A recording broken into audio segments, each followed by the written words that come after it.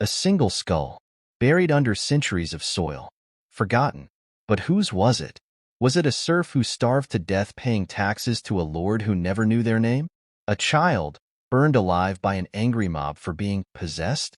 Or a soldier, crushed under the weight of armor in a war fought for a king's vanity?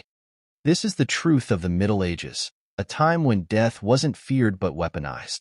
What if I told you that most of what we celebrate about the era, knights, castles, chivalry, is nothing more than a gilded lie? The reality? Life in the Middle Ages was cheap, and nowhere was this more apparent than in the legal system, or rather, the lack of one. Imagine being accused of stealing bread. No evidence, no witnesses, just suspicion. The punishment? Trial by ordeal. You'd be forced to hold a red-hot iron bar or plunge your hand into boiling water. If your wounds didn't heal, miraculously, within 3 days, it was proof of your guilt. But here's the catch.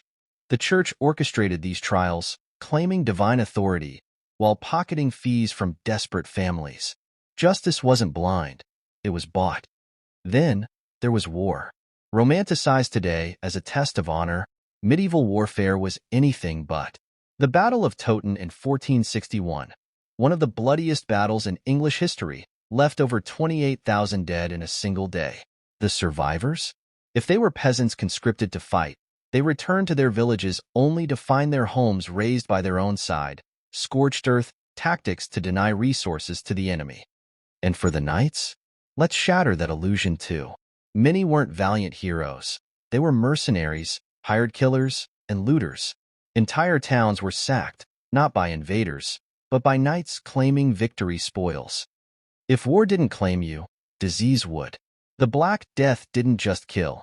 It dismantled the very fabric of society. Entire monasteries, filled with monks who were supposed to provide care, abandoned their sick. In some towns, people sealed their infected families into homes and set them ablaze.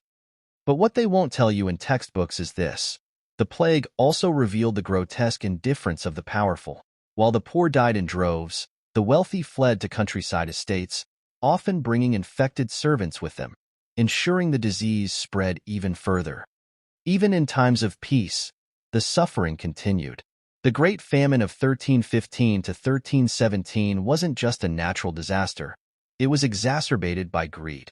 As crops failed and hunger spread, nobles hoarded grain to drive up prices, profiting from mass starvation. And when the desperate turned to crime, stealing a loaf of bread, killing a rabbit on a lord's land, they were hanged or worse.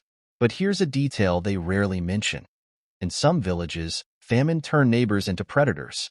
Cannibalism wasn't just whispered about, it happened.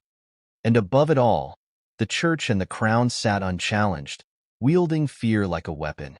The church demanded tithes, 10% of your income, regardless of whether you could feed your family. Those who refused faced excommunication, essentially a death sentence for their souls. Meanwhile, kings waged wars for personal glory, drafting peasants into conflicts they neither understood nor benefited from. And here's a secret most don't know.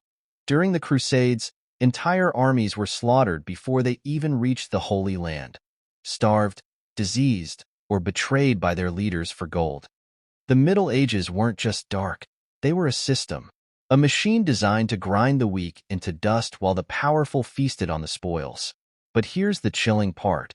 How much of this contempt for human life really ended? Or do we still live with its shadow today? Think about it.